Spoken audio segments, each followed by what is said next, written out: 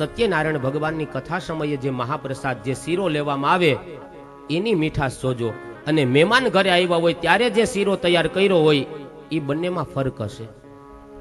સત્યનારાયણ ભગવાનની કથા સમયે જે મહાપ્રસાદ તૈયાર થાય ને એ બીજી વખત આપણને લેવાની ઈચ્છા થાય કે હજી બીજી વખત થોડોક મળી જાય, એ બીજી વાર લેવાની ઈચ્છા થાય. મહેમાન આવે ત્યાં જે શીરો તૈયાર થાય એક જ કોડિયો ખાવ એટલે મોઢું ભાંગે, ઓલો બીજી વખત લેવાની ઈચ્છા થાય. એનું કારણ શું છે?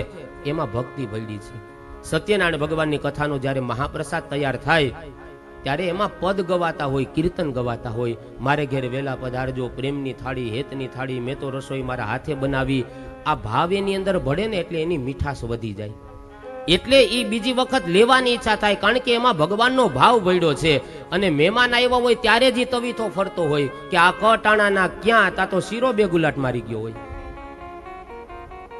આ કટાણાના ક્યાં આવ્યા, હું તો આવ્યા એમ બોલું, એ તો કઈક બીજું જ બોલે. હા હા, તો ઈ ભાષાની અંદર પડે એટલે એક કોળિયો ખાય એટલે મોઢું ભાંગી જાય. તો ભોજનમાં ભક્તિ बढ़े ત્યારે મહાપ્રસાદ બની જાય.